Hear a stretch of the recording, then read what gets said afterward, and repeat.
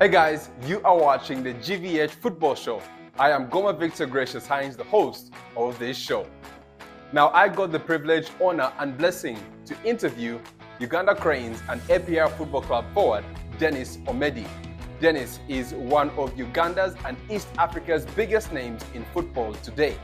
On 30th May 2025, at the MTN FUFA Awards 2024, Denis Omedi walked away with the biggest prize, the Male Footballer of the Year 2024.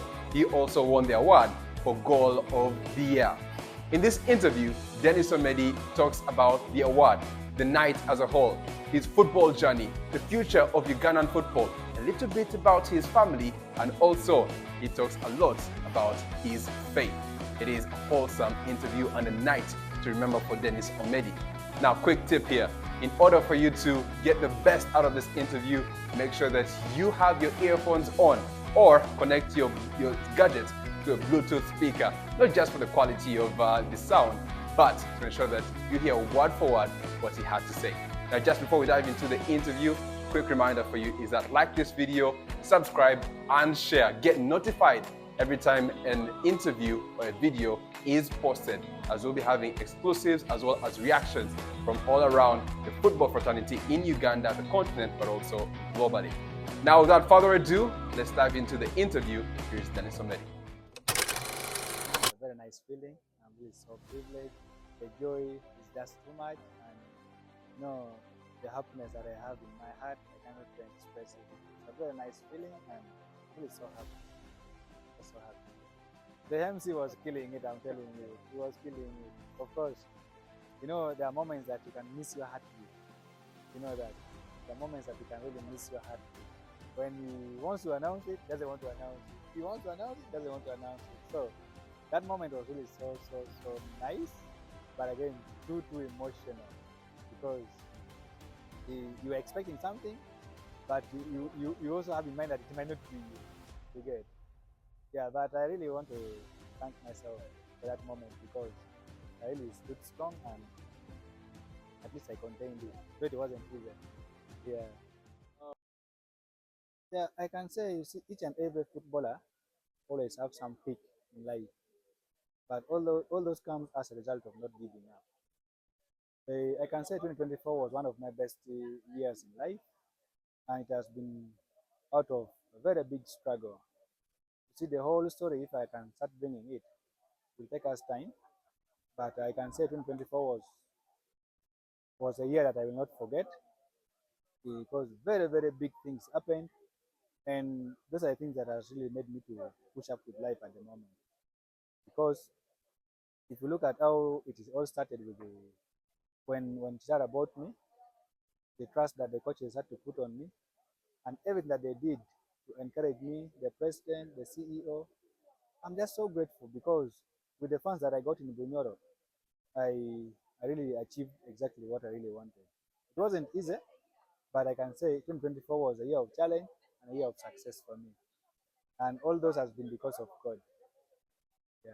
Each and every player has his own personal targets, and they always say what you target in, if you say it out, you won't achieve it. So I'm telling you, I really have personal targets and those are the things that doesn't make me to sleep. Sometimes you have to set targets that will make you be uncomfortable. So those are the targets that always makes me to wake up very early and do extra training and do a lot of things to make sure that things works for the best for me. Because where I've reached today, it hasn't been in the comfort zone. No one knows what to go through in training. No one knows what to go through alone. No one knows what you give in, so that what people are seeing in the field becomes something beautiful. I want to say persistence and hard work, together with dedication, prayers, and having someone like Madam near you at such a moment, it's always a beautiful thing, because there are times that I'm telling you as a man, you can break down. Yeah, you can break down. But honestly, if you have someone whom you can share something with, and out of it, you share the burden, you feel relieved, and I can say those things kept me into the pace, and God did it. Yeah, God did it. Unless they kill God, we shall achieve everything. This is an organization that I have never seen in my life. That is the truth. I've never been in sight before. Today is the biggest for me. And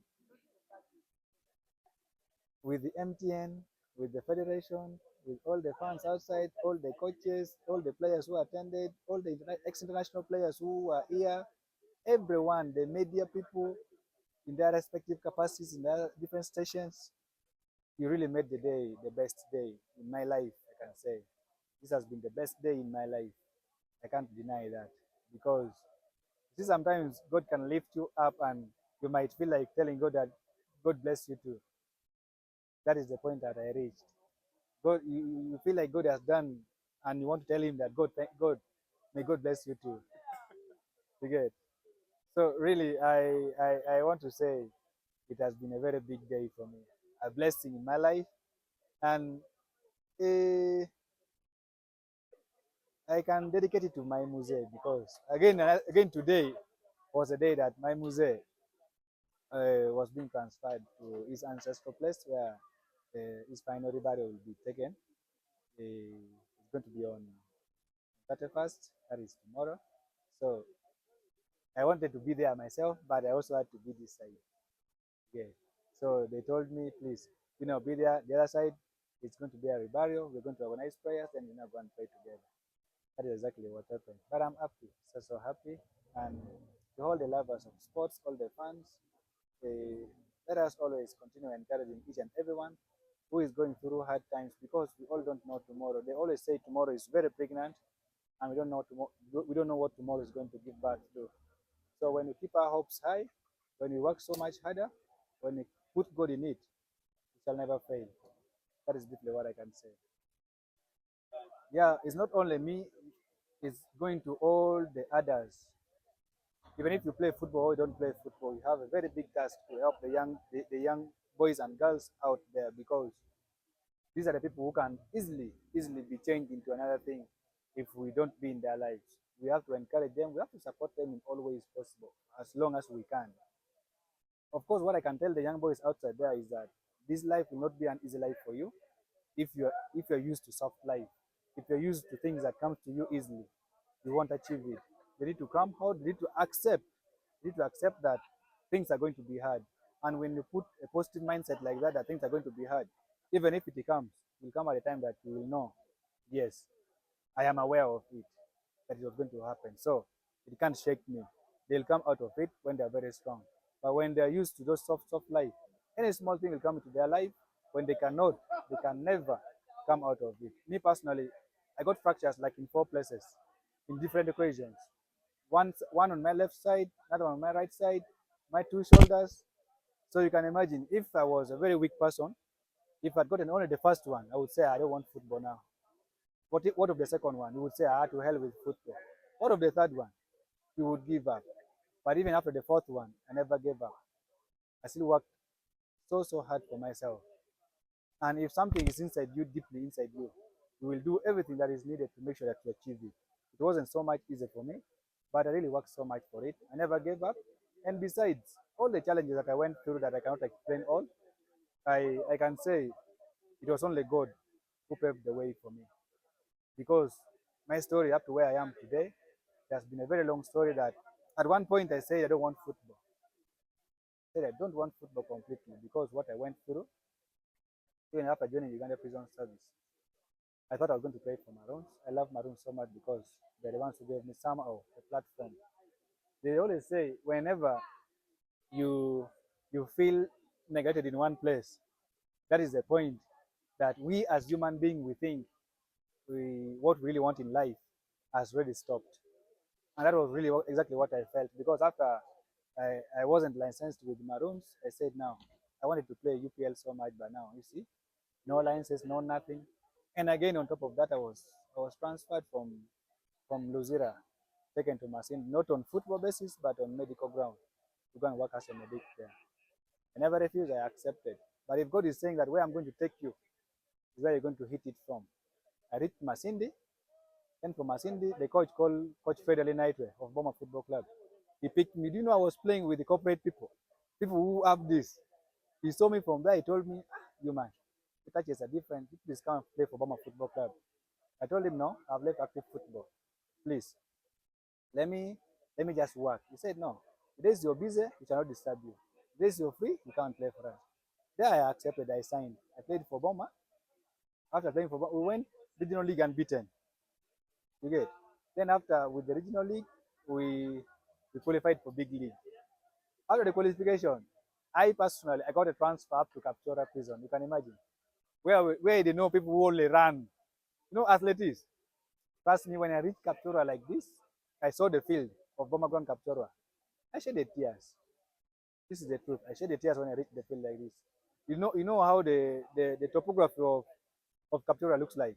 Everything is hilly. Sometimes you see roads down there. So I stood up there, I was seeing down there. I was like, now, today, I can now personally accept that I've now left football officially. You get? So I started now doing training with the Captura boys. Then the doctor of Boma Football Club, the CEO by then, he went up to Captura, you can imagine. He talked to the OC of Captura prison. He told him, we have already signed this boy. Please, if he's free, let him come and play for us. I am telling you, God used the OC, Mr. Opio. God used the OC, and OC said, if he's going to play and come back, it's okay. You get? So you could imagine me, I could travel from, if the game is tomorrow, I could travel from Captura. I live there at midnight. I reach Kampala here by around 5 coming to 6 in the morning. Then I just move direct to Masindi for the game, on game day. You can imagine that time when I was eating goals in big league. So God works in difficult, very difficult moments. And I believe that time, no, very few players would endure. Very few players would accept to travel that long distance to go and play football. Very few OCs in this world would accept to give a staff who is supposed to go and work time to go and play football. No one would do that if it wasn't because of God. So I want to say my success today has been because of persistence and endurance and prayers. And above all, you see, whenever God has said it is going to be there, no one can close it. Automatically, you're going to achieve it. Even if what happens, even if what comes around, it's really a very long story. And if we were to sit down and talk about it, we will say, no, yours is different. I know players have gone through a lot, but you will say, no, yours is very, very different. Very, very different. But I want to thank FUFA so much because what FUFA has come up with, I strongly believe, and I want to thank God so much that Mr. President has gotten back into the seat again. Because what he has come up with, I am seeing very positive things coming in. Reason being, if me, I did not pass through an academy, what FUFA has come up with right now, issues of talent identification. Trust me, if I was a person who was identified as an early age, where would they be by this time of my age? You get? So what FUFA has come up with, if others are looking at it, it's going to be a very positive thing that people will only appreciate it with time to come, not now. So I want to thank FUFA so much. Everything that people are doing, it is a plus to those ones who understand the future, not people who understand only tomorrow. You get? So I want to thank FUFA President so much. That is an initiative that very few people who think of the future can come up with. It must be celebrated so much. Yeah, that is briefly what I can say. And it's life. It's life. We have to take it. We have to take it. Yeah. Yeah. It has been. Come. You know, it has been right from high school. Really? When I was still in Uganda Christian High School. Yeah, that's where I got my mom from. So,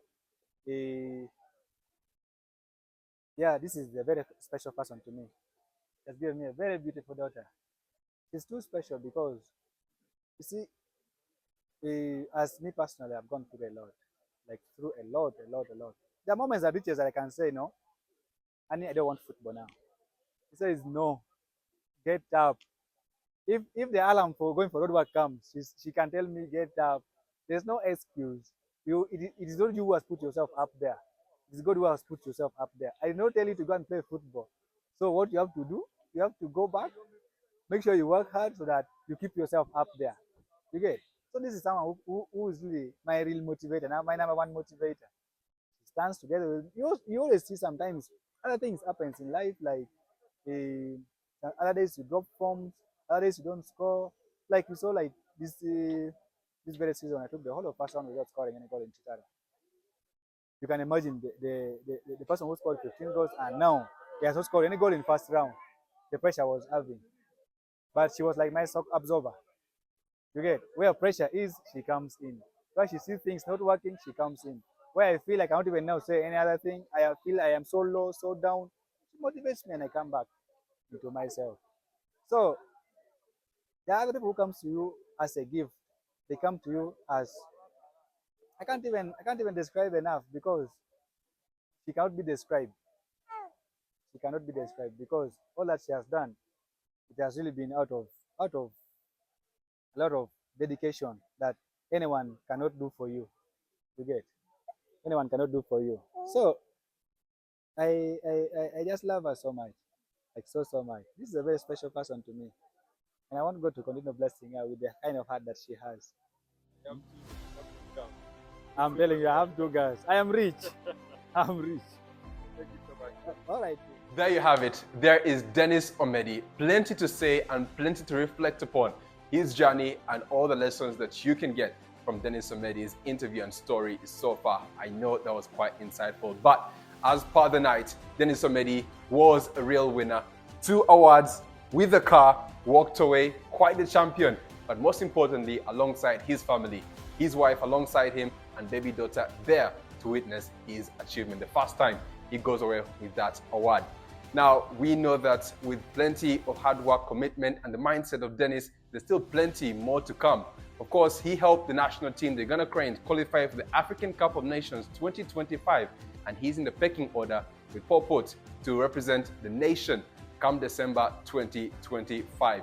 We'll be hoping for a successful tournament, and we'll be hoping to see him represent at the highest level and achieve success for the national team and for himself. But from us here and from myself, congratulations to Denis, and we'll be looking forward to more stories. Quick reminder, continue to like, share, and subscribe to this show, and be sure to get notified every time an interview or any content comes out. We'll be having exclusive interviews as well as different reactions around the football world in Uganda, the continent, and globally. I'm Goma Victor Gracious Hines. Until next time, see you soon.